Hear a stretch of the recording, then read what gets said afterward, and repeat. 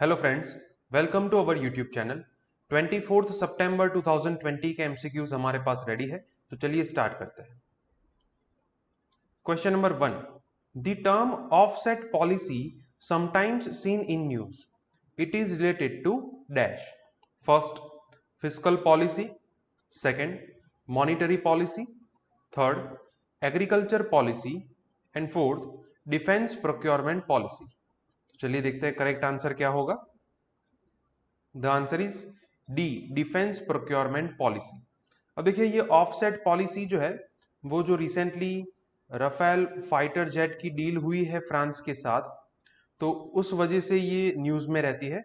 Offset clause जो है वो गवर्नमेंट ने, जो मिनिस्ट्री ऑफ डिफेंस है, उन्होंने डिफेंस प्रोक्योरमेंट पॉलिसी के अंदर ऐड किया था। इसका सिंपल मीनिंग ये होता है कि जो सप्लाइंग कंपनी है, for example in Rafale it is the French company, बीच में है गवर्नमेंट ऑफ इंडिया और यहाँ पे है इंडियन कंपनी, राइट। तो ये फ्रेंच कंपनी जो है वो गवर्नमेंट ऑफ इंडिया को ये फाइटर जेट्स जो है वो प्रोवाइड करती है, लेकिन ये फाइटर जेट्स के लिए टेक्नोलॉजी जो है वो ये फ्रेंच कंपनी प्रोवाइड करेगी किसे? इंडियन कंपनी को। Then Indian company will domestically and indigenously develop these fighter jets for the government of India, right. तो यहाँ पे आप टेक्नोलॉजी जो है वो इंडियन कंपनी इंपोर्ट कर सकते हैं for the benefits of government of India. तो ऐसे इस पॉलिसी को क्या कहेंगे? ऑफसेट पॉलिसी कहेंगे। So Rafale vendors yet to confirm technology transfer, ये कैग ने रिपोर्ट दिया है और उसको, इस रिपोर्ट को पार्लियामेंट में पुट ऑन किया गया था recently. Question number 2, which of the following statement is or are correct about Comptroller and Auditor General of India, that is CAG? First, he controls the entire financial system of the country at both center and state levels. Second, he is not eligible to be reappointed for the office. And third, the duties and powers of CAG is well defined and mentioned in the constitution. तो चलिए देखते हैं correct answer क्या होगा। The answer is A 1 and 2, first and second जो है वो correct है, थर्ड इज इनकरेक्ट। अब देखिए फर्स्ट स्टेटमेंट जो है वो करेक्ट इसलिए है बिकॉज सेंटर एंड स्टेट दोनों के अंदर जितने भी फाइनेंशियल मैटर्स है, for example consolidated funds and their budgets, ये सभी के अंदर ऑडिट का काम किसका होता है? कैग का होता है। सो सेंट्रल गवर्नमेंट एंड सभी स्टेट गवर्नमेंट के लिए ये ऑडिटिंग का काम कौन करती है? Office of CAG. तो फर्स्ट जो है वो करेक्ट होगा। सेकंड जो है वो भी करेक्ट है, he is not eligible to be reappointed. किसी भी गवर्नमेंट ऑफ इंडिया या फिर स्टेट गवर्नमेंट किसी भी ऑफिस के लिए वो रीअपॉइंट नहीं किए जा सकते। सो सेकंड जो है वो भी करेक्ट है। Third is incorrect because as per article 149 of the constitution, parliament is authorized to enforce and to enact any act to mention and define the duties and powers of CAG। मतलब कि article 149 के अंदर ये mention किया गया है कि parliament के पास ये अथॉरिटी है कि वो किसी कानून को बना के कैग के ड्यूटीज एंड पावर्स क्या होंगे उसे डिफाइन कर सकते हैं। सो अकॉर्डिंगली पार्लियामेंट ने कानून बनाया है और उसके बेसिस पे ड्यूटीज एंड पावर्स जो है वो कैग को मिलते हैं। और यहां पे क्या लिखा है कि पावर्स एंड ड्यूटीज जो है वो डायरेक्टली कॉन्स्टिट्यूशन में मेंशन किए गए हैं, तो इस वजह से ये थर्ड जो है वो इनकरेक्ट होगा। Answer is A 1 and 2। Again CAG का रिपोर्ट जो है वो न्यूज में है, इस वजह से ये टॉपिक इंपॉर्टेंट। क्वेश्चन नंबर 3, अब देखिए रिसेंटली पार्लियामेंट के अंदर जो लेबर कोड्स है उसके बिल्स पास हुए हैं। तो टोटल 3 लेबर कोड्स है, हम तीनों लेबर कोड्स के ऊपर एक एक क्वेश्चन देखेंगे। तो क्वेश्चन नंबर 3 के अंदर सबसे पहला लेबर कोड है, that is which of the following statement is और are correct about social security code 2020। First, the scope of EPFO and ESIC has been widened under this code. Second, the code does not benefit fixed term employees. And third, a separate social security fund will be established to enforce this code. तो चलिए देखते हैं correct answer क्या होगा। Answer is A, sorry C, 1 and 3। Second जो है वो incorrect है, first and third are correct. अब देखिए ये EPFO that is employees provident fund organisation and ESIC employees state insurance corporation, ये दोनों के स्कोप को इस कोड के अंदर वाइड किया गया है। सबसे पहले तो आपको लॉ एंड कोड के बीच का डिफरेंस पता होना चाहिए। Code is a different, sorry a group of law, मतलब कि लॉज जो है उनको अमालगमेट करके, मतलब कि उनको मर्ज करके जो बनता है उसे कोड कहते हैं। तो कोड के अंदर काफी सारे लॉज को मर्ज किया जाता है। सो यहाँ पे ईपीएफओ के लिए ये प्रोविजन है कि अर्लियर ये इस प्रोविडेंट फंड का जो एक्ट है उसके अंदर जो शेड्यूल है, उस शेड्यूल के अंदर जितने भी एस्टैब्लिशमेंट होते हैं उन्हीं के लिए ये कंपलसरी था प्रोविडेंट फंड प्रोवाइड करना। लेकिन इस पर्टिकुलर कोड के अंदर ये प्रोविजन है कि ऑल द ऑर्गेनाइजेशंस और all the establishments having 20 plus employees will now be liable to pay provident fund benefits to the employees। मतलब कि ऐसे जितने भी ऑर्गेनाइजेशन है जहां पे 20 से ज्यादा वर्कर्स काम करते हैं उन सभी को प्रोविडेंट फंड जो है वो प्रोवाइड करना होगा। सेकेंड, ईएसआईसी के लिए भी ये प्रोविजन है because earlier there are total 566 districts in India जहां पे ईएसआईसी है। अब इस कोड के अंदर इसका टारगेट जो है वो इंक्रीज करके अराउंड 740 किया गया है। मतलब बहुत सारे डिस्ट्रिक्ट्स के अंदर नए ईएसआईसी जो है वो ओपन किए जाएंगे, एम्प्लॉय स्टेट इंश्योरेंस कॉर्पोरेशन। तो स्कोप जो है वो वाइड हुआ है, फर्स्ट करेक्ट है। Second is incorrect because fix term employees के लिए भी इसके अंदर एक प्रोविजन है कि फिक्स टर्म एम्प्लॉयज को भी अब ग्रेजुइटी का जो बेनिफिट है वो दिया जाएगा। सो अर्लियर ये प्रोविजन था कि ग्रेजुइटी के लिए मिनिमम कुछ सर्टेन इयर्स उनको पहले तो काम करना पड़ेगा उस ऑर्गेनाइजेशन के अंदर, then they will be eligible to get the benefit of gratuity. लेकिन यहाँ पे फिक्स टर्म एम्प्लॉइज जो है, मान लो कि उनका टेन्योर जो है या फिर उनका कॉन्ट्रैक्ट जो है वो 1 या 2 साल का ही है, then they were not earlier eligible for the payment of gratuity. So इस कोड के अंदर ये फिक्स टर्म एम्प्लॉइज को भी ये बेनिफिट दिया जाएगा irrespective of the service they have given to the organization। तो सेकंड जो है वो इनकरेक्ट होगा। थर्ड जो है वो करेक्ट है कि सोशल सिक्योरिटी फंड बनाया जाएगा इस पर्टिकुलर स्कीम को इंप्लीमेंट करने के लिए, इस कोड को एनफोर्स करने के लिए। तो आंसर इज सी, 1 एंड 3। जैसा कि मैंने बताया कि पार्लियामेंट के अंदर ये 3 बिल जो है लास्ट डे पे, जो मॉनसून सेशन का लास्ट डे था वहां पे ये 3 बिल जो है राज्यसभा ने पास किए हैं, that is industrial relations code, occupational safety health and working conditions code and social security code. तो चलिए दूसरा कोड देखते हैं। Question number 4, which of the following statement is और are correct about occupational safety health and working conditions code 2020। First, free health checkup of employees by the employer is made compulsory. Second, it amalgamates highest number of labor laws. And third, employees are given right to get appointment letter for the first time. तो चलिए देखते हैं correct answer क्या होगा। The answer is D, 1, 2 and 3। तीनों statement जो है वो करेक्ट है। अब देखिए ये फर्स्ट स्टेटमेंट जो है वो करेक्ट है बिकॉज ये हेल्थ चेकअप का जो प्रोविजन है वो सभी एम्प्लॉयर के लिए कंपलसरी होगा। So once in a year इनको जितने भी एम्प्लॉइज है उनका हेल्थ चेकअप जो है वो करवाना पड़ेगा। First is correct. सेकंड जो है वो भी करेक्ट है बिकॉज ये जो कोड है उसके अंदर टोटल 13 लेबर लॉज जो है उनको अमालगमेट किया गया है। Total 13 labour laws are merged in this code, जो सबसे हाईएस्ट है, राइट। तो सेकंड जो है वो करेक्ट होगा। थर्ड जो है वो भी करेक्ट है कि for the very first time employees जो है उनको ये राइट दिया गया है to get the appointment letter from the employer. तो all the 3 statements are correct. Answer is D, 1, 2 and 3। ये बिल जो है वो रिसेंटली पास हुआ है, इस वजह से न्यूज में।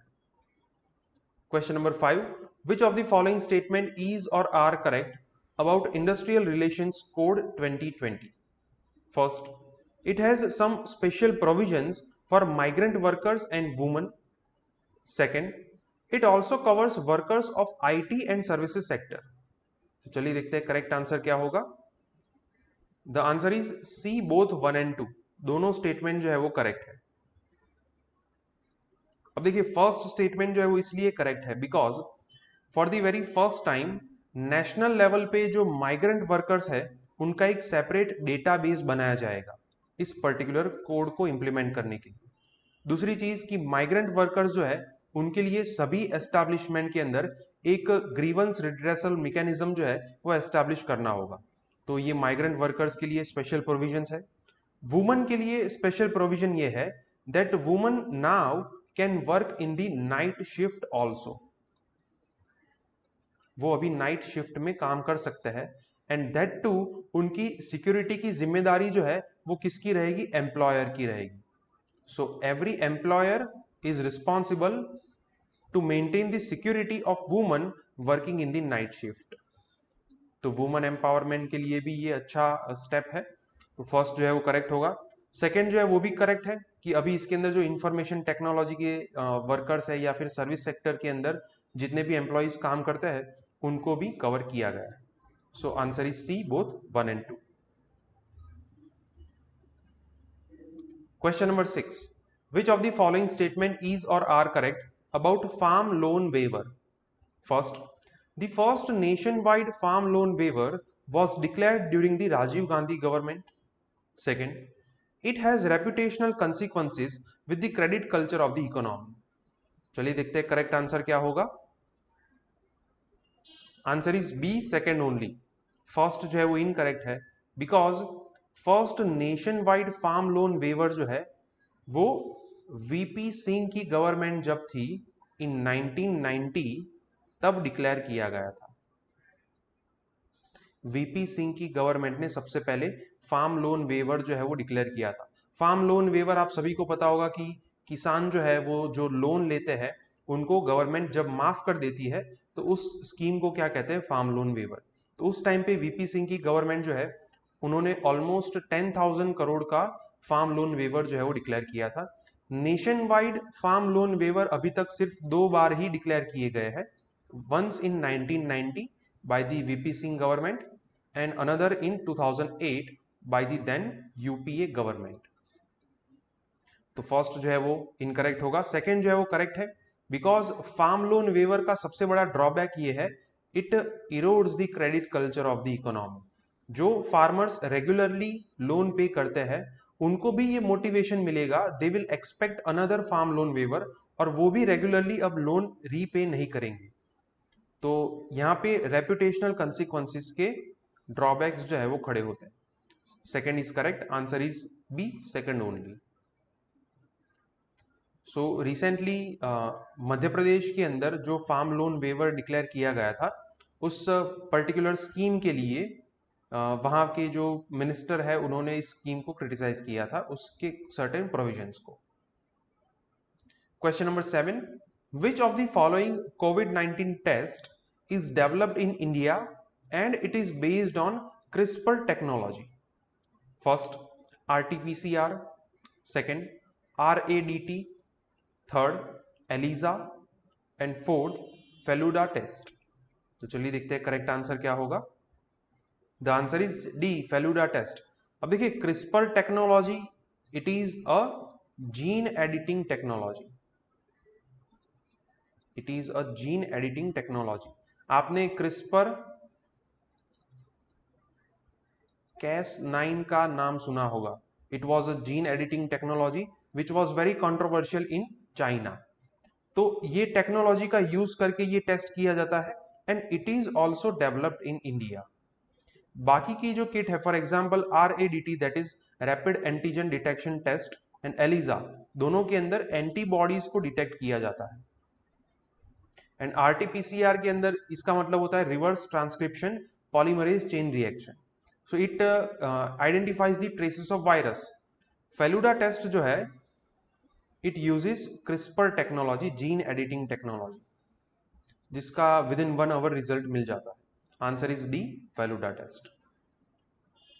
सो टेस्टिंग जो है वो इस वजह से न्यूज में है कि आज के न्यूज़पेपर में ये आर्टिकल है न्यू दिल्ली के अंदर कि how easy is it to get tested for कोविड-19। सेंट्रल गवर्नमेंट ने भी ये कहा है कि दिल्ली के अंदर जो लैब्स है उनकी कैपेसिटी है कि वो हर रोज के 27,000 RT-PCR टेस्ट कर सके। Question number 8. Which of the following statement is or are correct about 103rd Constitutional Amendment Act? First, it was enacted to promote the welfare of the poor section of the society. Second, the provisions of this act need to be ratified by the states if they want to adopt it locally. मतलब कि इस act के जो provision है उनको state government को compulsorily ratify करना पड़ेगा अगर वो अपने स्टेट में इस स्कीम को लागू करना चाहते हैं। So correct answer is C, both 1 and 2। दोनों स्टेटमेंट जो है वो करेक्ट है। 103rd कॉन्स्टिट्यूशनल अमेंडमेंट एक्ट हमने अर्ली ईयर भी इसको डिस्कस किया था। It deals with the EWS reservation, economic weaker section, जो EWS reservation in education and employment. So जो सोसाइटी का पुअर सेक्शन है जिनकी एनुअल इनकम 8 लाख से कम है, तो ऐसे सेक्शन को इस पर्टिकुलर एक्ट के अंदर रिजर्वेशन दिया जाता है। रिजर्वेशन का क्वांटम क्या है? 10% रिजर्वेशन। तो फर्स्ट जो है वो करेक्ट होगा। सेकंड जो है वो भी करेक्ट है बिकॉज सेंट्रल गवर्नमेंट ने ये एक्ट बनाया है to give the reservation in the education and employment. Now both education and employment are subject of concurrent list. ये दोनों सब्जेक्ट जो है वो कॉन्करेंट लिस्ट के सब्जेक्ट है, मतलब कि जिसके ऊपर सेंटर एंड स्टेट दोनों गवर्नमेंट जो है वो कानून बना सकते हैं। अगर किसी स्टेट को अपने स्टेट में ये कानून जो है वो लागू करना है, then they will have to ratify this act. उनको इस एक्ट को रेटिफाई करना पड़ेगा, then they can locally adopt this act. तो सेकंड जो है वो भी करेक्ट होगा। Answer is C, both 1 and 2। सो EWS कोटा को लेके ये महाराष्ट्र के अंदर अभी कंट्रोवर्सी चल रही है कि वहां की गवर्नमेंट जो है उन्होंने ये कहा था कि मराठा कम्युनिटी जो है उनको ये स्पेसिफिक EWS रिजर्वेशन जो है वो दिया जाएगा। तो इस वजह से वहां पे जो मराठा कम्युनिटी को बिलोंग करते हैं और उनके जो लीडर्स हैं उन्होंने गवर्नमेंट को एक क्वेश्चन किया था कि आपको इसको स्पेसिफिकली डिनोट करना पड़ेगा कि किस टाइप का रिजर्वेशन मिलेगा। Question number 9. Which of the following statement is or are correct about proposed draft amendments in the IT Act, that is Information Technology Act in 2018? First, it aims to restrict unlawful speech and expression through various social media platforms. Second, the changes proposed by the central government is aimed at curbing fake news. चलिए देखते हैं correct answer क्या होगा। Answer is C, both 1 and 2। दोनों statement जो है वो correct है। जनरली आप देखेंगे कि दोनों स्टेटमेंट जो है वो पॉजिटिव नेचर के हैं, कि जैसे अनलॉफुल स्पीच एंड एक्सप्रेशन को कंट्रोल करना, फेक न्यूज को कंट्रोल करना, तो ये सारी अच्छी चीजें जो है वो जनरली करेक्ट होती है। हर केस में ऐसा जरूरी नहीं है, लेकिन बहुत सारे केसेस में ये चीजें जो है वो करेक्ट होती है। सो अभी रिसेंटली डिजिटल मीडिया के ऊपर कितना कंट्रोल होना चाहिए इसको लेके ये डिबेट चल रही है। इस वजह से ये आज के न्यूज़पेपर में काफी अच्छा आर्टिकल है, आपको पढ़ना चाहिए। Question number 10. Which of the following statement is और are correct? First, India leads in the South Asian region in women's political representation in parliament. Second, as per the national family health survey 2015-16, north east India has improved highest in terms of sex ratio at birth. तो चलिए देखते हैं correct answer क्या होगा। The answer is D, neither 1 nor 2। दोनों statement जो है वो इनकरेक्ट है। अब देखिए फर्स्ट स्टेटमेंट की बात करें, साउथ एशियन रीजन में इंडिया का अगर रैंक की बात करें in the women's political representation in parliament, India ranks at 5th rank.